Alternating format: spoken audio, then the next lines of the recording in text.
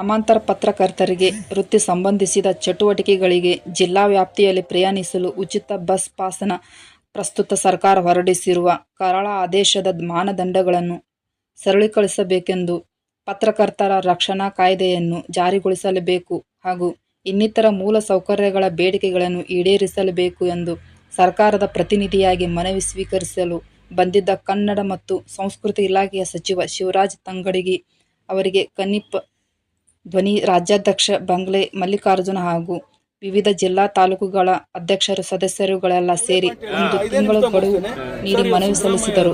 ಈ ಮಾನದಂಡ ಕಠಿಣ ನೀತಿಯಿಂದ ಯಾವ ಪತ್ರಕರ್ತರಿಗೆ ಇವತ್ತು 16 ಕೋಟಿ ಮೀಸಲಿಟ್ಟರು ಒಬ್ಬರಿಗೂ ಸಿಗ್ತಾ ಇಲ್ಲ ಸವಲತ್ತು. ಇವತ್ತು ಬಹಳಷ್ಟು ಕಠಿಣ ಪರಿಸ್ಥಿತಿ ನಮ್ಮ ಪತ್ರಕರ್ತರಿಗಿದೆ.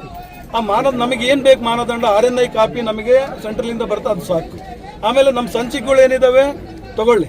ಇದ್ರ ಜೊತೆಗೆ ನಮ್ಮ ಸಂಪಾದಕರು ಮಾಲೀಕರು ಏನ್ ಕೊಡ್ತಾರೆ, ಗುರುತಿನ ಪತ್ರ ಆದೇಶ, ಇವು ಸಾಕು, ಇವು 3. ಇನ್ನು ಉಳಿದಿದ್ದಂಥದ್ದು ಇವತ್ತು ಮಹಿಳೆಯರಿಗೆ 1800 ಕೋಟಿ ವರ್ಷ ಪೂರ್ತಿ ರಾಜ್ಯಕ್ಕೆ ಇಡೀ ರಾಜ್ಯಾದ್ಯಂತ ಓಡಾಡಕ್ ಕೊಟ್ಟಿರಿ. ಇವತ್ತು ನಾವು ಕೇಳ್ತಿರೋದು 10,000 ಪತ್ರಕರ್ತರು ಕೇವಲ 30 ಕೋಟಿ ವರ್ಷಕ್ಕೆ. 1800 ಕೋಟಿ ಕೊಡಕ್ಕಾಗುತ್ತೆ ಸಿದ್ದರಾಮಯ್ಯ ಅವರಿಗೆ ಸಾಮಾಜಿಕ ಅಧಿಕಾರರಾಗಿ 15 ಬಜೆಟ್ ಮಂಡಿಸಿದ್ದಾರೆ. ಇವತ್ತು ಪತ್ರಕರ್ತರು ಹಗಲು ರಾತ್ರಿ ನಿಮ್ಮ ಸರ್ಕಾರ ಬರಕ್ಕೆ ಹಗಲು ರಾತ್ರಿ ನಾವು ಫೈಟ್ ಮಾಡ್ತೀವಿ. ಇಷ್ಟು ತರ ಮಾಡಕ್ ಇದೇನು ದೊಡ್ಡ ವಿಚಾರ ಅಲ್ಲ 30 ಕೋಟಿ. ಯಾಕೆ ದಯಮಾಡಿ ಸಿದ್ದರಾಮಯ್ಯ ಸಾಹೇಬರಿಗೆ ಹೇಳಿ, ನಮ್ಮ ಪತ್ರಕರ್ತರಿಗೆ ನ್ಯಾಯ ಏನ್ ಬೇಕು ಓಡಾಡಕ್ಕೆ ಜಿಲ್ಲಾ ಮಟ್ಟದಲ್ಲಿ ನಾವು ಕೇಳ್ತಿರೋದು. ನಾವೇನ್ ನಮ್ಮ ಅತ್ತೆ ಮನೆಗೆ ನಮ್ಮ ಹೆಂಡತಿ ಮನೆಗೆ ಓಡಾಡಕ್ ಕೇಳ್ತಾ ಇಲ್ಲ. ಸರ್ಕಾರ ಸಾರ್ವಜನಿಕರ ಮಧ್ಯೆ ಸೇತುವೆ ಆಗಿ ನಾವು ಕೆಲಸ ಮಾಡಕ್ಕೆ ಕೇಳ್ತಾ ಇದೀವಿ. ಈ ನ್ಯಾಯಯುತ ಬೇಡಿಕೆ ಏನಿದೆ ಇದೊಂದು ನಮಗೆ ಅಲ್ಲಿ ಹೇಳ್ಬಿಟ್ಟು ಮುಗಿಸ್ಕೊಡಿ. ಒಂದು.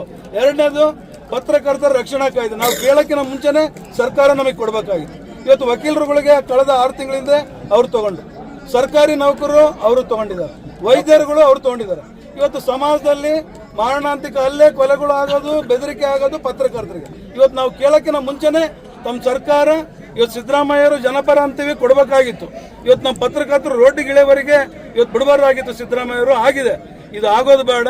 ನಾನು ಜನವರಿ ಒಳಗಡೆ ತಮ್ಮ ಸರ್ಕಾರಕ್ಕೆ ಮನವಿ ಮಾಡಿ ತಮ್ಮ ಮುಖಾಂತರ ಹೇಳ್ತಾ ಇದ್ದೀನಿ, ಜನವರಿ ಎಂಡಿಂಗ್ ಒಳಗಡೆ ಈ ಬಸ್ ಪಾಸ್ ವಿಚಾರ ಏನಾದರೂ ನಾವು ಕೇಳಿದ ಆಗದ ಇದ್ರೆ ಫೆಬ್ರವರಿಯಲ್ಲಿ ಹೈಕೋರ್ಟ್ ಅಲ್ಲಿ ರಿಟ್ ಫೈಲ್ ಒಂದು, ಒರಿಜಿನಲ್ ಸೂಟ್ ಸಿವಿಲ್ ಕೋರ್ಟ್ ಅಲ್ಲಿ ಒಂದು, ಸರ್ಕಾರದ ವಿರುದ್ಧ ನಮ್ಮ ಕಾನಿಪ ಧ್ವನಿಯಿಂದ ಹಾಕಿ ಸರ್ಕಾರನ ಅಲ್ಲಿ ಕರೆಸೋದು ಖಚಿತ ಅಂತ ತಮ್ಮ ಮೂಲಕ ಮನವಿ ಮಾಡ್ತಾ ಇದ್ದೀನಿ.